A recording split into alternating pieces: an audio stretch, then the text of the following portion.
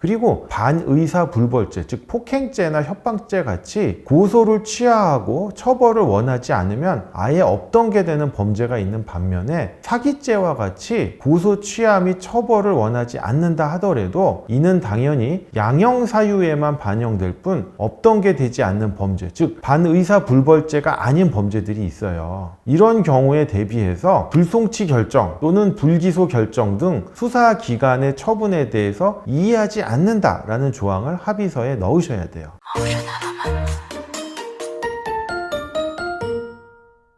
안녕하세요. 신탁의 신 오상민 변호사입니다. 이번 영상은요, 형사 합의금 지급 시에 주의해야 될 사항에 대해서 설명드리겠습니다. 제가 최근에 형사 가해자의 사건을 맡아서 수임하는 과정에서 합의를 하게 되었는데요. 상대방 피해자 그리고 상대방 피해자의 변호인과 합의서 작성에 대해서 많은 이견이 있었습니다. 그런데 이제 용케 합의서를 작성하게 되었고 최종적으로는 원만하게 합의가 돼서 잘 마무리가 되었는데요. 그 과정에서 여러분들이 주의해야 될 사항들이 있어서 본 영상을 급히 제작하게 되었습니다. 일단 제 의뢰인 사례는 사기죄로 고소가 된 사례예요. 근데 제가 보니까 무죄 주장을 해도 충분할 사항이에요. 그냥 민사관계이지 형사상 사기죄까지 될 거는 아닌데 제 의뢰인분이 도의적인 책임을 지고 빨리 합의하고 싶다라고 해가지고 합의를 진행했던 건입니다. 그런데 난관이 두 가지가 있었어요. 첫 번째는 뭐였냐면 제 의뢰인이 개인 회생 또는 개인 파산을 진행 중이어서 합의를 하고 싶어도 솔직히 말하면 합의금이 전혀 없는 상태입니다. 그 다음 두 번째는 뭐냐면 피해자분도 피해자 변호인을 선임하다 보니까 합의를 하는 과정에서 이것저것 좀 따지고 꼼꼼하게 검토를 하다 보니까 합의가 많이 지연이 되었습니다. 물론 뭐 완벽한 합의를 하기 위해서는 당연히 거쳐야 될 절차니까 잘못된 거는 아닌데요. 그 과정에서 여러분들이 직접 또는 변호인을 통해서 합의를 할 때 주의해야 될 점을 설명드리도록 하겠습니다. 1번, 합의서를 반드시 작성을 해야 됩니다. 왜냐하면요, 합의서를 작성하지 않고 합의금을 지급을 했단 말이에요. 이런 경우 상대방이 나중에 추가 합의금을 요구하면요, 할 말이 없어요. 야, 네가 예전에는 1,000만 원에 합의해 준다고 그래가지고 내가 1,000만 원을 보냈는데 갑자기 돌변해서 나 2,000만 원에 합의할 거야 라고 변심을 하면요, 합의서를 작성해 놓지 않으면 2,000만 원이 합의의 기준이 되는 겁니다. 이거는 대법원 판례도 있어요. 물론 뭐 카톡이나 문자 등으로 합의에 준할 수 있는 것들이 있다면 상관이 없지만 구두로 대충 합의해 놓고 합의금을 떡 지급하면요, 나중에 그 합의의 내용을 번복하더라도요, 여러분들이 구제받지를 못해요. 그렇기 때문에 합의서를 반드시 작성을 해야 됩니다. 합의서를 작성하기 어렵다면요, 카톡이나 문자 등으로 합의에 준하는 내용을 남겨놓고 서로 또는 상대방이 이에 동의한다 라는 답 문자를 받아 놓으셔야 됩니다.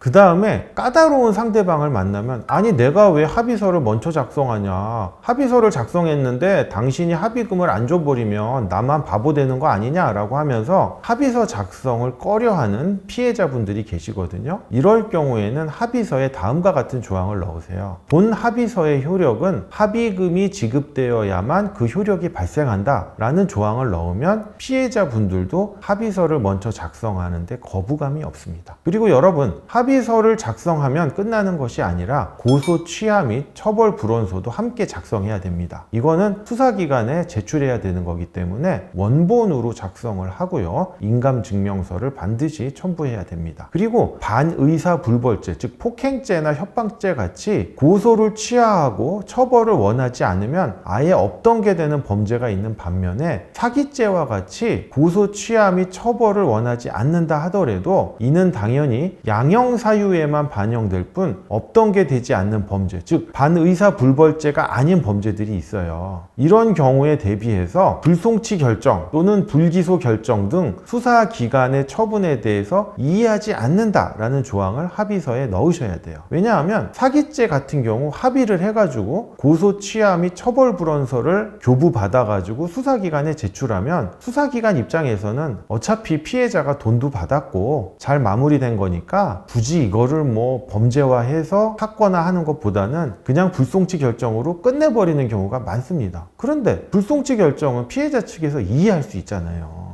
왜냐하면 없던 게 된 게 아니니까. 즉 폭행 또는 협박죄는 반의사 불벌죄이기 때문에 고소치하 및 처벌불원서가 들어가면 없던 게 되고요. 그냥 절차 자체가 끝나버리는데 사기죄 같은 반의사 불벌죄가 아닌 범죄들은 없던 게 되질 않아요. 그렇기 때문에 그냥 합의가 되고 고소치하 및 처벌불원서를 넣었다 하더라도 끝까지 사건화돼서 진행시킬 수가 있어요. 즉 양형에서 반영해가지고 거기서 처벌을 감경받아라라고 할 수 있기 때문에 아까 말씀드린 바와 같이 수사기관의 불송치 결정 또는 불기소 결정 등 수사기관의 처분에 이의하지 않는다라는 조항을 합의서에 반드시 반영을 해야 됩니다. 아울러 합의금을 지급했다고 해서 민사상 손해배상 청구권까지 없어지는 건 아니거든요. 그렇기 때문에 추후 민형사상 일체의 이의를 하지 않는다라는 조항도 합의서에 반영하셔야 됩니다. 그 다음 두 번째로요. 합의금은 피해자 명의 계좌로 이체를 하셔야 됩니다. 만약에 현금으로 피해자에게 직접 지급을 한다면 수령증을 반드시 받으시고요. 피해자가 그 돈을 들고 있는 상황을 사진을 찍어서 보관하셔야 돼요. 왜냐하면 수령증만 받았다 하더라도 돈은 안 받았습니다 라고 이렇게 뻔뻔하게 거짓말을 하는 사람들이 있기 때문입니다. 그런데 피해자분들 중에 가해자에게 자신의 개인정보를 주고 싶지 않은 분들이 많아요. 그러다 보니까 제3자 명의 계좌로 이체해달라라고 요청하는 분들이 있어요. 그러면 어쩔 수 없이 피해자 명의 계좌가 아닌 제3자 명의 계좌로 이체를 해야 되는데 이 경우 합의서에 합의금을 제3자 명의의 계좌로 이체해도 된다. 그리고 제3자 명의 계좌로 이체했을 때 피해자에게 합의금을 지급한 것으로 간주한다 라는 조항을 반영하시거나 사전에 피해자로 하여금 제3자 명의 누구누구 계좌 어느 은행 계좌번호 어디로 보낸다 라는 요청 문자를 카톡이나 문자 등으로 받아두시기를 바랍니다. 그 다음으로요. 이 가해자가 제 의뢰인과 같이 개인 회생 또는 개인 파산 중인 경우에는요. 물론 본인이 합의금을 지급할 돈도 없겠지만 설령 부모님 또는 지인으로부터 돈을 마련했다 하더라도 본인 명의로 돈을 주시면 절대 안 됩니다. 왜냐하면 이 사람이 개인 회생, 파산을 했다는 건 다른 여러 채권자도 있다는 거잖아요. 그러면 왜 그 다른 여러 채권자들 중에 특정 채권자에 대해서만 변제를 하고 합의를 한다면 이거는 편파 변제의 문제가 생길 수가 있어요. 즉 변제나 합의금 지급의 효력이 생기지 않을 수 있기 때문에 본인 명의가 아닌 돈을 마련해준 부모님이나 또는 지인 명의로 직접 송금을 하셔야 됩니다. 그리고 그 지급은 채무의 변제가 아닌 형사 합의금의 지급으로 명확히 합의서에 반영을 하셔야 됩니다. 이 경우 조금 똑똑하신 피해자분들은요. 변호사한테 상담을 받으시고요. 가해자 본인의 동의서를 요구하시는 분들이 있어요. 그러면 이거는 써주셔야 돼요. 이건 뭐냐면 채무자와 채권자 관계에서 채무자가 채권자에게 직접 변제를 해야 되는 게 맞잖아요. 그런데 제3자가 채무자를 대신해서 변제를 하게 되면 채권자 입장에서는 채무자로부터 제3자 변제에 동의한다는 그 채무자의 제3자 변제 동의서를 받으셔야 됩니다. 채무자 측에서 나는 제3자의 변제를 인정하지 않고 아직 갚고 있지는 못하지만 내가 나중에 꼭 변제할 거다 라고 하면서 이의를 제기하는 수가 있어요. 물론 나 대신 변제를 해줬는데 그걸 마다할 채무자는 없겠지만 그래도 법적으로는 채무자가 제3자 변제에 이의를 할 수 있는 권한이 있기 때문에 채무자로부터 제3자 변제에 대한 동의서를 받는 피해자분들이 있습니다. 그 다음 마지막으로요. 합의서에 피해자 본인이 인감도장을 날인하고 인감증명서를 첨부하도록 해야 됩니다. 물론 일부 피해자의 경우 피해자 변호인을 선임했기 때문에 피해자 변호인의 날인으로 가름하는 경우가 있어요. 이런 경우에는 어쩔 수 없이 합의서에 피해자 변호인이 피해자로부터 합의서 작성 및 날인에 대해서 정당한 대리권을 교부받았고 이에 대해서 피해자로부터 이의제기 등 문제가 생기면 일체의 책임을 지겠다라는 문구를 합의서에 반영하시기 바라고요. 특히 고소치하 및 처벌불원서에는요. 피해자 본인이 직접 인감도장을 날인하고 인감증명서를 첨부하도록 해야지 피해자 변호인이 대신 날인하도록 해서는 안 됩니다. 물론 피해자가 고소치하 및 처벌불원서에도 자신의 인감도장을 날인하기 싫다라고 한다면 어쩔 수 없이 피해자 변호인이 고소치하 및 처벌불원서에도 날인할 수밖에 없지만 최소한 이런 것들이 첨부돼야 돼요. 피해자와 피해자 변호인 사이에 고소치하 및 처벌불원에 동의합니까? 라고 하면 네 라고 해서 서로 간에 주고받은 문자 내역이 고소치하 및 처벌불원서에 첨부되도록 해야 됩니다. 본 영상을 통해서요, 합의금 지급 시 특히 합의서를 작성할 때 주의사항에 대해서 알게 되는 계기가 되었으면 좋겠습니다. 본 영상이 도움이 되셨다면 구독과 좋아요 부탁드립니다. 감사합니다.